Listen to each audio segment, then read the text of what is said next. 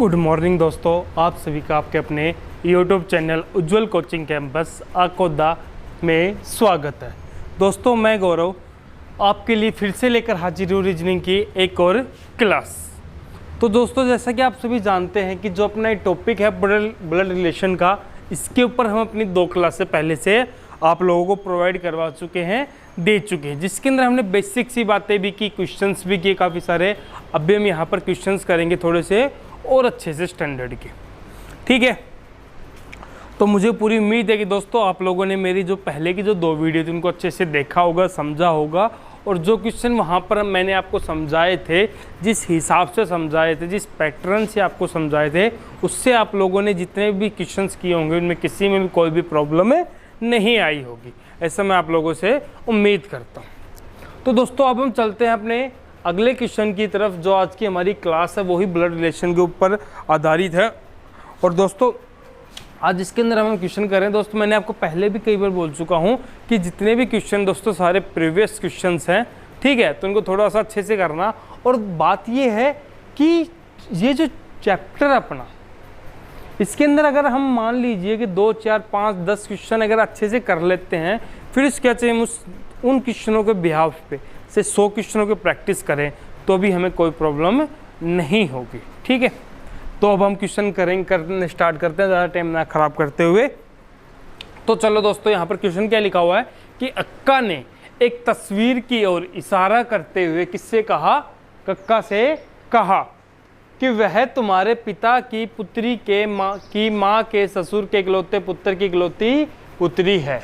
तो बताओ कक्का का उस तस्वीर से क्या संबंध है। तो दोस्तों जो अपनी लास्ट वीडियो थी उसके अंदर मैंने आपको बताया था कि इस प्रकार के जो क्वेश्चन हैं उसको हम डायग्राम से भी और विदाउट डायग्राम दोनों प्रकार से सोल्व कर सकते हैं। तो दोस्तों पहली कोशिश करेंगे विदाउट डायग्राम सोल्व करने की। अब यहाँ पर 3 व्यक्तियों का जिक्र है कि अक्का ने एक तस्वीर की ओर इशारा करते हुए किससे कहा, कक्का से कहा। एक अक्का है, एक कक्का है और एक वो तस्वीर में कौन है, इकलौती पुत्री। तस्वीर में कौन है, वो महिला है, ठीक है। तो यहाँ पर 3 व्यक्ति हैं। वह, अब यहाँ पर वह से जिक्र किससे है, वह से मतलब किसका है, उस तस्वीर का है।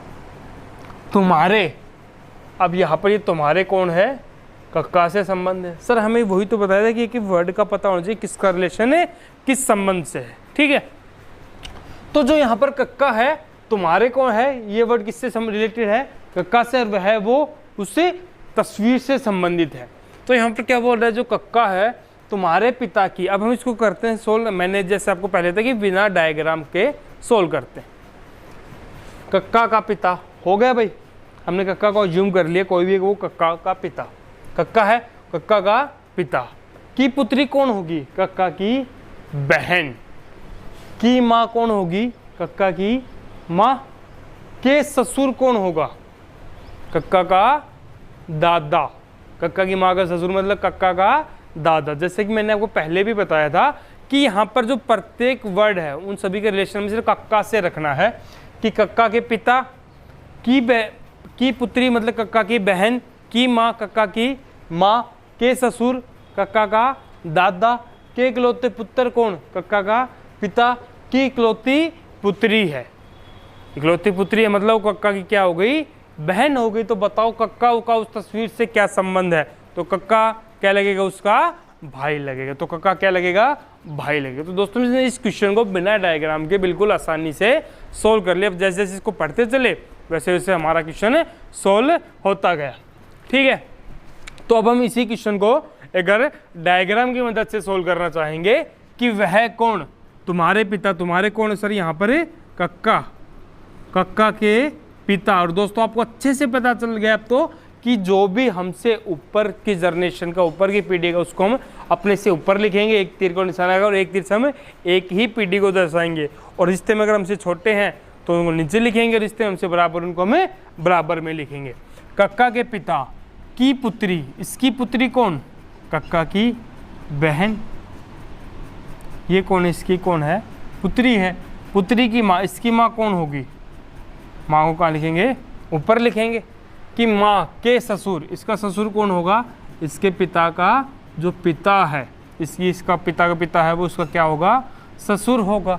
ससुर के इकलौते पुत्र, ये कौन इकलौते पुत्र की इकलौती क्या है, पुत्री है। पुत्री कैसी है वो, इकलौती पुत्री, मतलब उसकी सिर्फ एक ही बेटी है।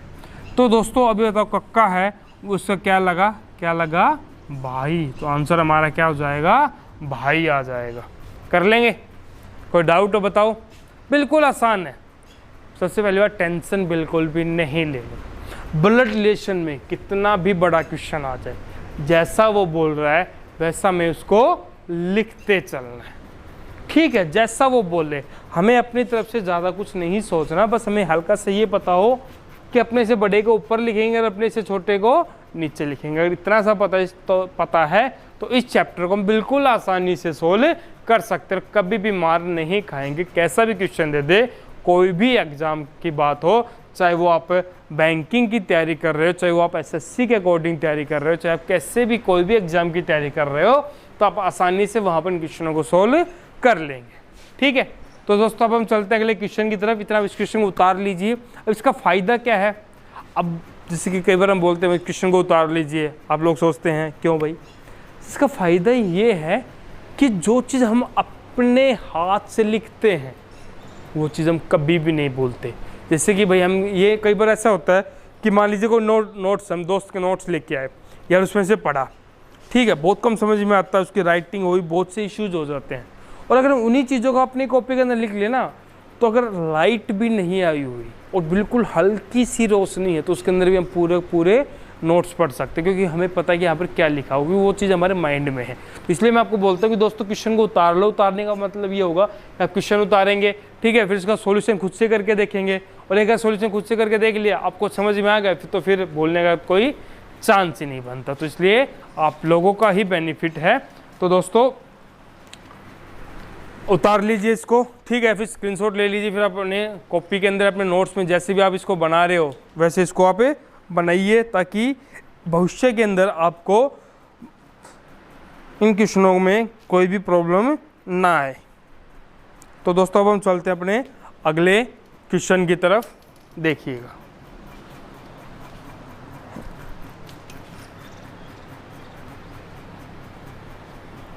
तो दोस्तों चलते हैं हम अपने अगले क्वेश्चन की तरफ। तो दोस्तों ये क्वेश्चन क्या बोल रहा हमें कि सोनू ने मंगल से कहा, क्या कहा, कि तुम मेरे नाना की दूसरी बेटी के पति के बेटे हो, ठीक है। तो सोनू का मंगल से क्या संबंध है, बताइए सर। सोल्व करते हैं, पहली कोशिश विदाउट डायग्राम। अब यहाँ पर क्या बोल रहे हो कि सोनू ने किससे कहा, मंगल से कहा, तुम। अब सबसे पहले हमें ये बता कि जो ये वर्ड है तुम, इसका रिलेशन इन दोनों में किससे है, सोनू से मंगल से। किससे कह रहा है भाई, सोनू कह रहा है मंगल से, तुम कौन है यहाँ पर, ये मंगल है। मेरे कौन, जो व्यक्ति बोल रहा है, बोल कौन रहा है, सोनू बोल रहा है। तुम सोनू के बारे में बात कर रहे हैं कि तुम मेरे, सोनू के नाना। हम नाना समझ गए भाई, सोनू के नाना, हमने अज्यूम कर लिया कि सोनू का नाना कौन है, सोनू की माँ का पिता। सोनू के नाना की दूसरी बेटी, दूसरी बेटी मतलब उसकी जो मम्मी नहीं, उसकी मौसी, उसकी जो सोनू के नाना की जो दूसरी बेटी मतलब सोनू की मौसी के पति, सोनू का मौसे का बेटा कौन है, बेटे हो तुम, कौन है, मंगल।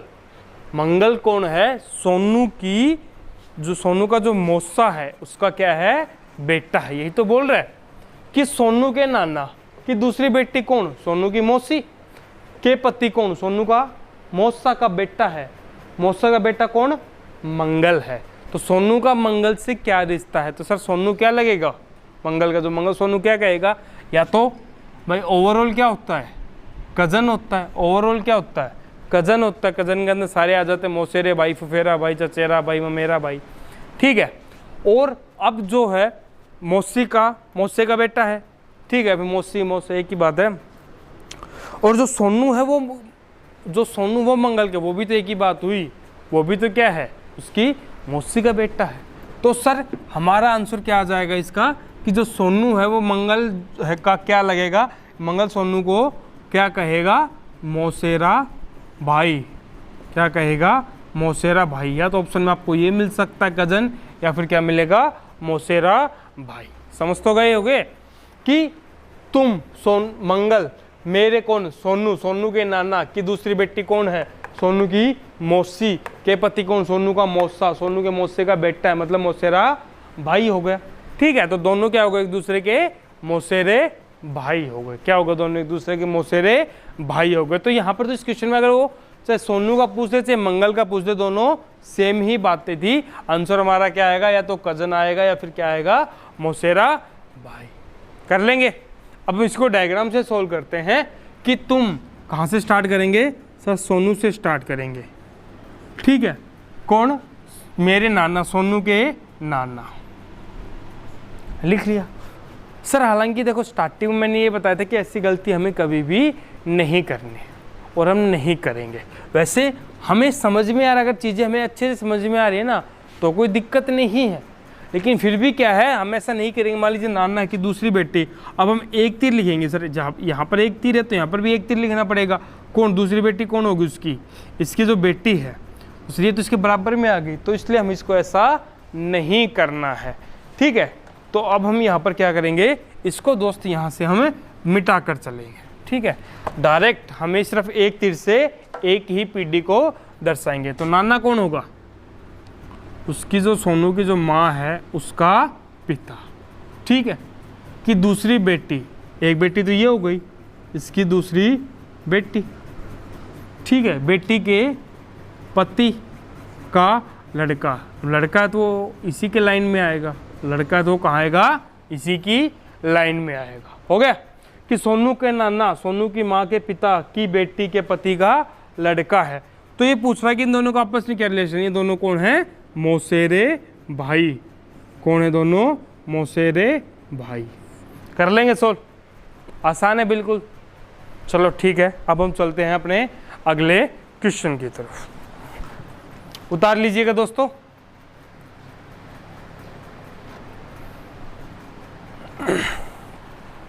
तो दोस्तों अब हम चलते हैं अपने अगले क्वेश्चन की तरफ। अब जैसा कि आप देख रहे होंगे, आपको लग रहा होगा ये तो बड़ा क्वेश्चन है। तो दोस्तों बड़ा क्वेश्चन है तो उसने इसके ऊपर पूछ भी कितने रखे हैं, 4 क्वेश्चन पूछ रखे हैं। ठीक है, तो मान लीजिए अब यहाँ पर ये चारों जो क्वेश्चन हैं वो सारे इसी के हैं। अब ये थोड़ा सा लेंथी क्वेश्चन तो है, अब लेंथी है, थोड़ा सा लंबा है, तो उसने क्या किया कि एक ही क्वेश्चन के ऊपर 4 पूछ लिए उसने, कोई दिक्कत नहीं है। अब हम क्या करना है स्टार्टिंग में, अब इन क्वेश्चनों को डायरेक्ट तो सोल्व कर नहीं सकते, क्या बनाना पड़ेगा, डायग्राम बनाना पड़ेगा। दोस्तों अगर हमारा डायग्राम बिल्कुल सही बन गया तो चारों क्या होंगे, तुरंत सही, नहीं तो फिर ऊपर वाला ही जाने भाई क्या होगा तुम्हारे साथ। लेकिन इतना कोई मुश्किल नहीं है, जिस हिसाब से आपको बताया गया है कि कैसे क्या रिलेशन है, किनको ऊपर लिखना है किनको नीचे लिखना है, अगर इतना हमें मालूम है तो दोस्तों हम आसानी से इस क्वेश्चन को सोल्व कर लेंगे। ठीक है, तो क्वेश्चन क्या है कि एक परिवार है, उसके अंदर 7 सदस्य हैं और 3 अलग अलग पीढ़ियों के बारे में उसने बात कर रखी है। 3 पीढ़ियों में से 2 पीढ़ियाँ क्या हैं, विवाहित। ठीक है, तो कहने का मतलब कि 3 पीढ़ियों का मतलब ये है दोस्तों कि मान लीजिए 1 पीढ़ी, 2 पीढ़ी और 3 पीढ़ी। ठीक है, ना अब हम इससे ऊपर जाएंगे ना हम इससे नीचे आएंगे। इसका कहने का मतलब ये है 3 अलग अलग पीढ़ियों की बात कर रहा है, उसका मतलब ये कि ना तो इससे ऊपर जाना है और ना ही इससे नीचे जाना है। ठीक है, और इनमें से 2 क्या हैं, विवाहित जोड़े हैं। 2 क्या हैं, विवाहित जोड़े हैं। तो दोस्तों एक बात बताइए, विवाहित जोड़े होने के चांसेस ज़्यादातर किसके हैं, भाई इसका विवाह हुआ होगा तभी इनकी उम्मीद है, इसका विवाह होगा तभी ये आया होगा। तो कहने का मतलब ये है कि ऊपर की जो 2 पीढ़ियां हैं वो क्या हैं, विवाहित है। इसने यही बात लिखी है कि इनमें 2 अलग अलग पीढ़ियों के 2 विवाहित जोड़े हैं। हो भी सकता है कि यहाँ पर ये भी विवाहित हो सकता है, ये भी विवाहित हो, इसकी बात ना कर रखी, उसकी बात कर रखी हो, ऐसा भी हो सकता है, ऐसी कोई बड़ी बात नहीं है। लेकिन हम सब क्वेश्चन पढ़कर इसको सोल्व करेंगे। लेकिन उससे पहले बस हमें ये समझना है कि सर इस प्रकार हमें 3 पीढ़ियों की ही बात करनी, ना तो इससे ऊपर जाना ना इससे नीचे आना। तो क्वेश्चन को स्टार्ट करते हैं। जैसा ये बोल रहा है वैसा हम इसको लिखते चलेंगे। ठीक है, एक्स्ट्रा हमें कुछ भी नहीं करना है। तो क्या बोल रहा है, पहले क्या है, ये 3 अलग अलग पीढ़ियों के हैं, माइंड में आ गई बात, 2 विवाहित है। ठीक है सर, एच के पुत्र, स्टार्टिंग कहां से करेंगे, जिसका बताया था काया की लगाओ। एच के पुत्र। अब ये कंफर्म होगा कि एच का कोई ना कोई क्या है, बेटा है। तो ये हो सकता है ये दूसरी पीढ़ी का भी और तीसरी पीढ़ी, तो इससे ऊपर की बात हम करें तो एच के पुत्र कौन, डी का विवाह किससे हुआ है, के से हुआ है। जैसा ये बोल रहा है वैसा ही दोस्तों हमने इसको लिखा है कि एच के पुत्र, पुत्र कहाँ लिखेंगे, ऊपर या नीचे, बेटा है नीचे की जनरेशन का है तो नीचे लिखेंगे, बेटे की कौन है, का विवाह किससे हुआ है, के से हुआ है। अब ये बेटा है तो इसके ऊपर प्लस का चिन्ह लगा दिया, फिर ये कौन होगी, पत्नी इसकी, तो इस पर किसका चिन्ह आ जाएगा, माइनस के। ये आपको हम बता चुके हैं कि मेल है तो प्लस का, फीमेल है तो माइनस का। अगर ABCD इस प्रकार के वर्ड दिए, भाई नाम लिखा है तो कंफर्म है कि अरे इसका नाम ये है तो लड़का है, इसका नाम ये तो लड़की है। वो बात अलग है कि आजकल हमें पता नहीं चलता कि इस नाम से नहीं पता सकता वो लड़का है लड़की, फिर भी लेकिन जो ये क्वेश्चन दे के रखे उसमें आसानी से पता चल जाएगा। तो ठीक है, अब इसके आगे क्या बोल रहा है, ई ग्रैंड डॉटर है बी की। ग्रैंड डॉटर मतलब क्या होता है, या तो पोती हो सकती है फिर वो नाती हो सकती है, दो ही हो सकता है। ठीक है, इसलिए इसने क्या किया, ग्रैंड डॉटर लिख दिया कंफ्यूज करने के लिए कि सर हम नहीं बता सकते कि सर वो बेटा ही है, वो पोती है या फिर क्या है वो नाती है, इसलिए उसने, ठीक है क्वेश्चन तो बनाएगा थोड़ा सा, क्योंकि क्वेश्चन भी इसने 4 दे रखे हैं तो थोड़ा सा अच्छा क्वेश्चन तो बनाएगा। तभी मैंने यहाँ पर इसको बोर्ड पे लिखा है कि ई ग्रैंड डॉटर है बी की। अब ना तो यहाँ पर ई है ना ही यहाँ पर क्या है बी है, कोई दिक्कत नहीं है। अगले लाइन पे चलते हैं कि जी का पिता ए का ग्रैंड फादर है। अब ना तो जी है ना है, और अगली लाइन पे आ जाओ मेरे भाई, बी का पति के का ससुर है। अब जो के का ससुर कौन होगा भाई, के का जो पति है उसका पिता कौन होगा, के का ससुर होगा। अब के का जो ससुर कौन है, ये है एच, के का ससुर कौन है, वो बी का पति जो है, जो भी बी का पति है वो के का ससुर है। अब के का ससुर कौन है, एच है। तो सर यहाँ से ये कंफर्म हो गया कि जो एच है वो बी का क्या है, पति है। जो एच है वो बी का क्या है, पति है। कि बी का पति के का ससुर है, ससुर से इसको मिल गया प्लस का साइन, कंफर्म हो गया सर ये मेल है, और इसके जिसका विवाह होगा वो कौन होगी, फीमेल होगी। ठीक है, और वो कौन है, बी। ठीक है, अब इससे ऊपर वाली लाइन में चलते हैं कि ई ग्रैंड डॉटर है बी की। ग्रैंड डॉटर का मतलब क्या होगा, अब हम यहाँ पर क्या मान के चलते हैं इसको कि ये बी का कौन हो गया, बेटा हो गया। तो बेटे की क्या हो गई, वो बेटी हो गई, कौन, ई कौन हो गई, बेटी। चल लेके चले हम, कोई दिक्कत नहीं। जी का पिता ए का ग्रैंड फादर है। अब हमें यह भी करना है कि व्यक्ति कितनी है सर, 7 है। ना तो इससे ऊपर जा सकते ना इससे नीचे, क्योंकि कितनी पीढ़ियों की बात की थी इसने, 3 पीढ़ियों की बात की थी। तो अब हमें यह सोचना है कि ए का ग्रैंड फादर है, ठीक है, ग्रैंड फादर है मतलब या तो नाना या फिर दादा है। तो इनमें से तीनों में से नाना और दादा कौन हो सकते हैं, यही हो सकता है। तो जी का पिता ए का ग्रैंड फादर है, फादर मतलब या तो नाना या फिर दादा। अब इन दोनों में से नाना दादा कौन होगा, एच ही होगा। तो जो ए होगा वो किस लाइन में आएगा, इसमें नहीं आ सकता, नहीं से ग्रैंड फादर मतलब 3 पीढ़ी की बात हो रखी है, 2 पीढ़ी की बात हो रखी है, सॉरी। तो यहाँ पर ना आकर यहाँ पर आएगा, तो ए आएगा इस लाइन में, ए आएगा इस लाइन में कि ए का ग्रैंड फादर कौन है, ए का ग्रैंड फादर मानते हैं एच है, वो कौन है, जी का पिता है। जो जी का पिता है वो ही व्यक्ति, जो कौन है, जी का पिता है वो ही व्यक्ति ए का क्या है, ग्रैंड फादर है। अब ग्रैंड फादर है तो कंफर्म है ए यहाँ पर आएगा और जी कहाँ आएगा, इस लाइन में आएगा।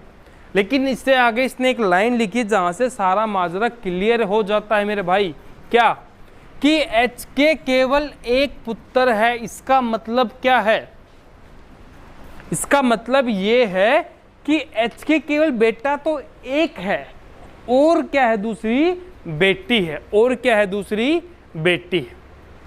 ठीक है, एच के केवल एक पुत्र, इसका मतलब ये नहीं कि वो इकलौती संतान है। सर इकलौती संतान होती तो वहां पर इकलौती लिख के चलता। केवल एक पुत्र से मतलब यही है कि वे बेटा तो एक है, उसके अलावा उसकी क्या है, बेटी है, उसके अलावा उसकी क्या है, बेटी है।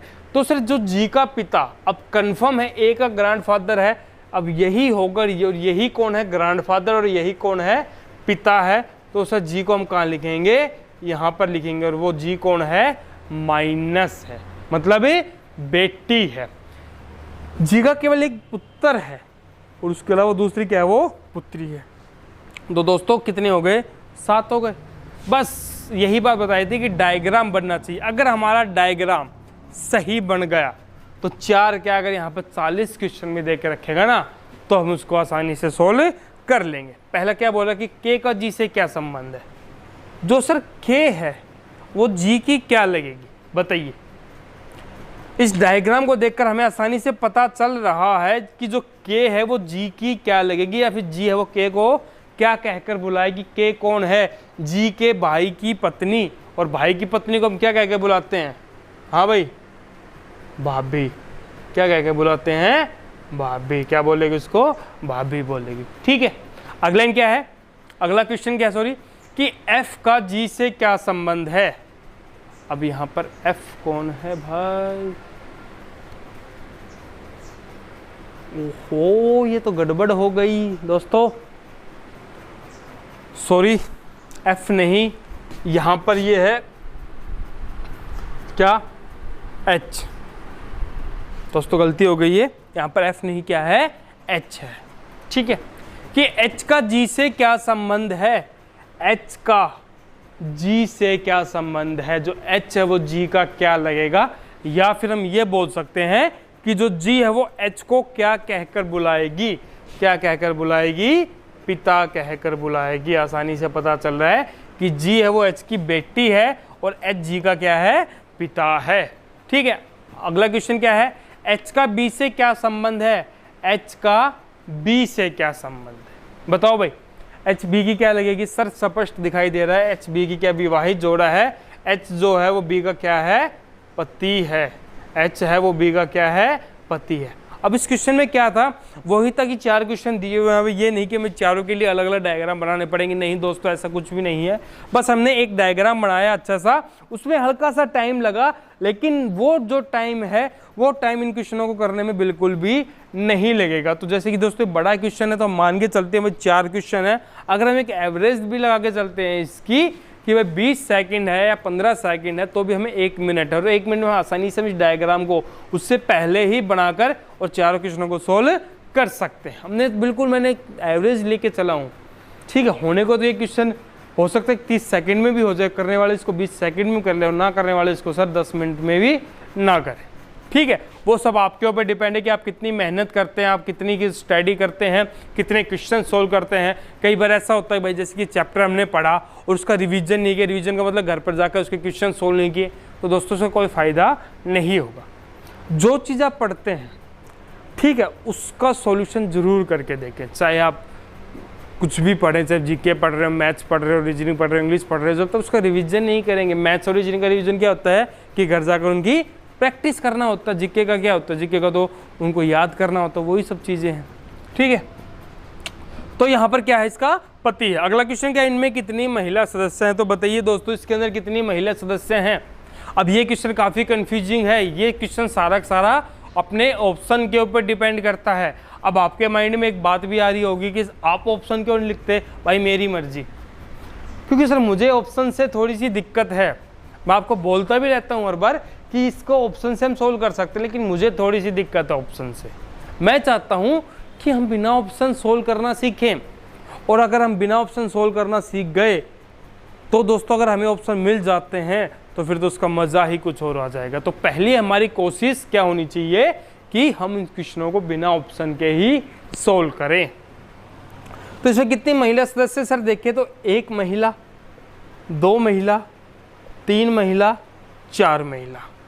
ये जो है ए है, इसके ऊपर कोई कंफर्म नहीं है कि ये मेल है या फिर फीमेल है। अब डिपेंड पड़ेगा ऑप्शन पे। हो सकता है कि इसमें ऑप्शन ये देख के रखे कि ऑप्शन ए मिले 1, ऑप्शन बी 2, ऑप्शन सी 3 और ऑप्शन डी 4। तो दोस्तों आपका आंसर क्या होगा, 4 होगा।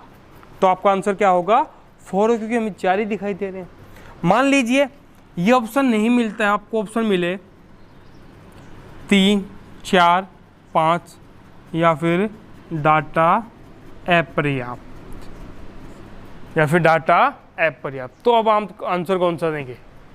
बस 4 तो कंफर्म है, 5वां कंफर्म नहीं है, तो सर हम क्या बोलेंगे? डाटा अपर्याप्त है। ना तो 4 आंसर बता सकते, ना 5 आंसर बता सकते। हाँ, अगर वो ऑप्शन देके रखता है 1 2 3 4, तो सर वहां पर हम श्योर हैं कि हमारा आंसर क्या आएगा? 4 आएगा। लेकिन इसमें हम श्योर नहीं, तो इसमें के अंदर हमारा आंसर क्या होगा? डाटा अपर्याप्त। कर लेंगे। बिल्कुल आसान सा क्वेश्चन था। जैसा कि ये बोल रहा है सर ब्लड रिलेशन कितना भी बड़े से बड़ा क्वेश्चन क्यों ना हो, जैसा वो बोले वैसा आप इसको लिखते चलना है। बस इतना सा काम करना है कि यहाँ पर स्टार्टिंग कहाँ थी कि एच के पुत्र डी का विवाह किससे हुआ है? के से हुआ है। और जो के का जो ससुर है वो बी का क्या है? हस्बैंड है। और जो ई है वो क्या है? ई ग्रैंड डॉटर है किसकी? बी की ग्रैंड डॉटर, मतलब बी के बेटे की बेटी। और ए का कौन है? ग्रैंडफादर। एच मतलब ए के पिता का पिता। और वो कौन है? किसी और व्यक्ति का भी पिता है। किसी और व्यक्ति का पिता, इसका मतलब ये है कि जो एच है वो डी का तो पिता ऑलरेडी है ही, लेकिन डी केवल एक पुत्र है। तो ये कंफर्म हो गया कि यहाँ पर ये क्या है कि महिला है, मतलब पुत्री। कर लेंगे सोल्व आसानी से, हो जाएगा। ठीक है, क्वेश्चन देखने में थोड़ा सा लंबा दिख रहा है, लेंथी है, लेकिन दोस्तों अगर हम इस पर अच्छी से प्रैक्टिस करेंगे तो ये क्वेश्चन को भी हमें कुछ सेकंड में ही सोल्व कर लेंगे। ठीक है, उतार लीजिए आराम से, फिर इसको अपने आप से करके देखिए। जो कोई डाउट हो वो आप कमेंट बॉक्स में पूछिएगा। अब हम चलते हैं अगले क्वेश्चन की तरफ।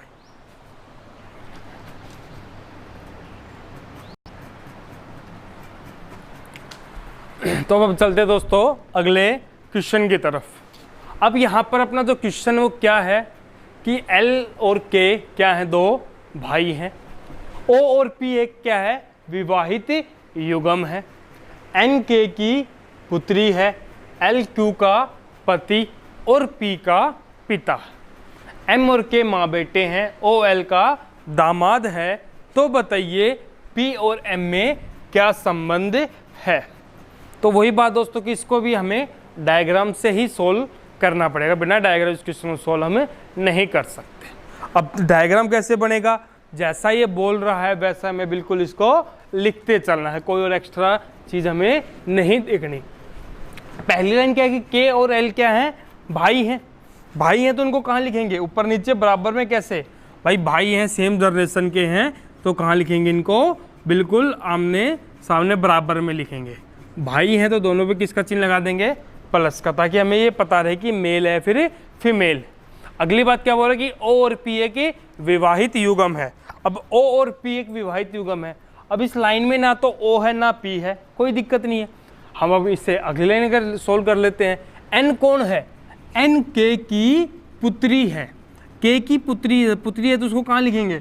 हमसे रिश्ते में क्या है? छोटी है, तो छोटे कहाँ लिखेंगे? नीचे की तरफ लिखेंगे कि के की पुत्री है। अब पुत्री है तो सर दोस्तों उस पर चिन्ह किसका आ जाएगा?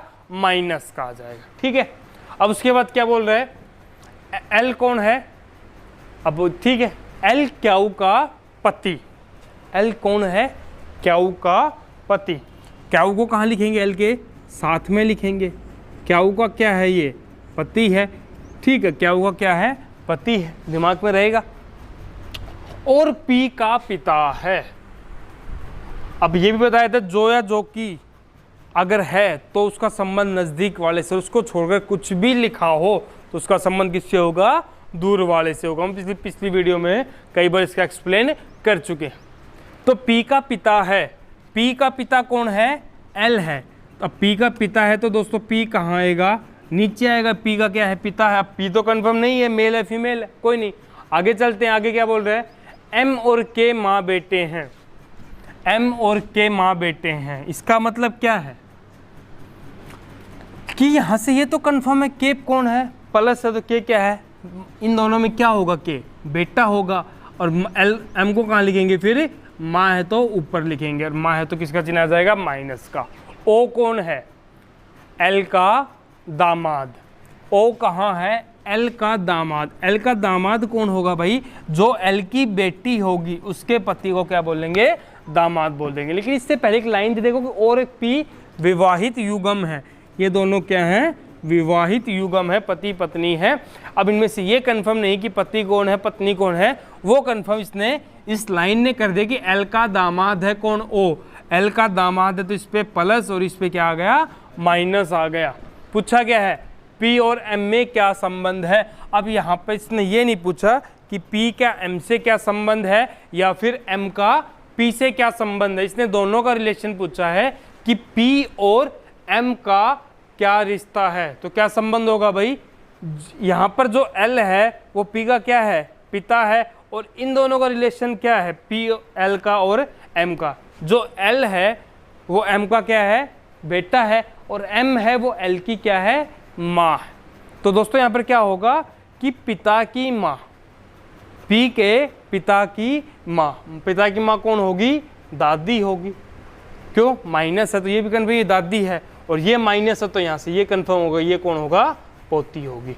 तो हमारा जो फाइनल आंसर आएगा वो क्या आएगा, दादी पोती। ठीक है, कर लेंगे। बस यही है कि जैसा क्वेश्चन बोल रहा है वैसा हमने इसको डायग्राम में ड्रॉ करना है, और इससे ज़्यादा हमें कुछ भी नहीं करना है। कर लेंगे। कोई डाउट हो तो बताना, उतार लीजिए। अब हम चलते हैं अगले क्वेश्चन की तरफ।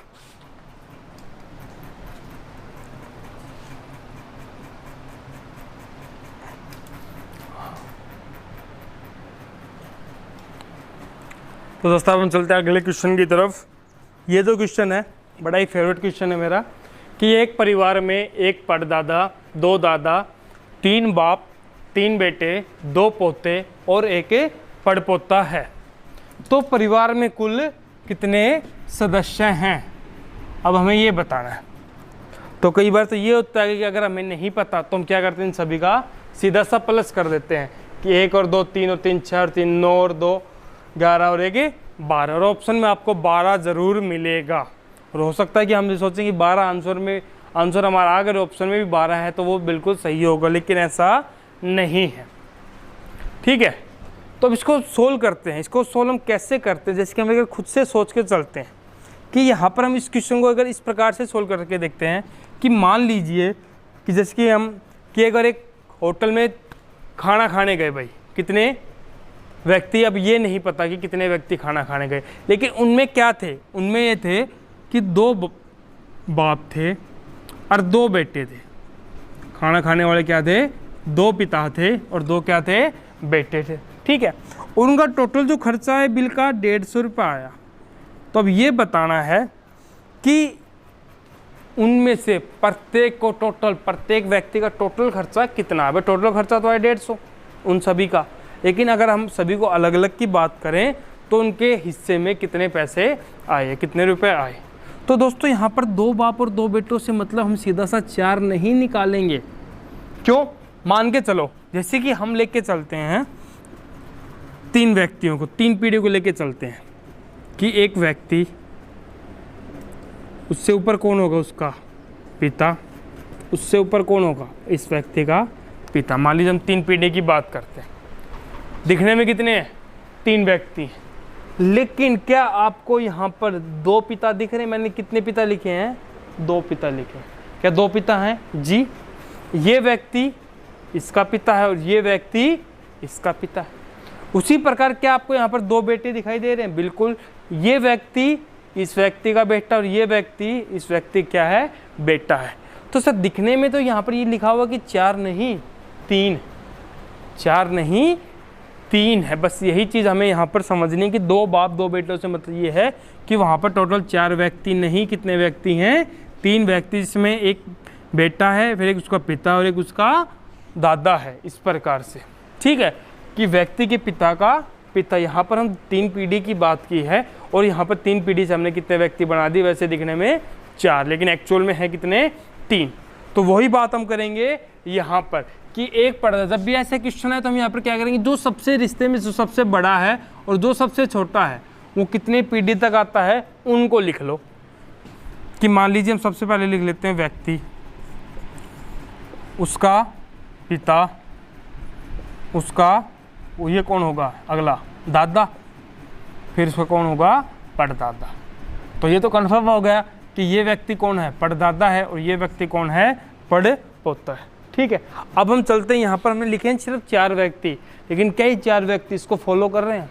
एक परदादा कन्फर्म हो गया भाई, 2 दादा, दो दादा कौन, ये व्यक्ति इसका क्या है, ये व्यक्ति इसका दादा है, और ये व्यक्ति किसका दादा है, ये व्यक्ति इस व्यक्ति का क्या है, दादा है। तो यहाँ पर कितने दादा हैं, दो दादा। क्या तीन पिता हैं, बिल्कुल, एक पिता ये, एक पिता ये और एक पिता ये, तीन पिता हैं। क्या तीन बेटे हैं, बिल्कुल सर, एक ये बेटा इसका, ये बेटा इसका और ये बेटा इसका, हो गया। उसके बाद दो पोते, क्या दो पोते हैं, जब दो दादा हैं तो कंफर्म है सर क्या होंगे, दो पोते भी होंगे, और जो एक परदादा है तो कंफर्म है एक क्या होगा, पड़ पोता भी होगा इसके अकॉर्डिंग। तो सर यहाँ पर एक्चुअल में है कितने आदमी, चार, एक्चुअल में आदमी कितने हैं, चार, लेकिन उसने इसको इस प्रकार से दिखा रखा है कि हम टोटल कितने व्यक्ति बना सकते हैं, 12, लेकिन नहीं आप इसको डायरेक्ट याद रख सकते हो कितने व्यक्ति हैं, चार, ठीक है। तो इस प्रकार से हम क्या करेंगे, बस हम यहाँ पर यही एक छोटा सा करना है कि जो सबसे बड़ा और जो सबसे छोटा है वो जितनी पीढ़ी के अंदर आते हैं उनको लिखना है और उतने ही व्यक्ति हों। हो सकता है यहाँ पर एक एक और बढ़ा दे, कुछ और कुछ इसके अंदर जोड़ दे, तो वही चीज़ करनी कि जो सबसे रिश्ते में सबसे बड़ा है, जो सबसे छोटा है, उनको लिख रहे, उनके बीच में जितने व्यक्ति आते हैं उनको लिख लीजिए, सिर्फ टोटल व्यक्ति वही होंगे, उसके अलावा और कुछ नहीं हो। कर लेंगे, ठीक है। थैंक यू दोस्तों, जय हिंद जय भारत, फिर मिलते हैं अगली क्लास में।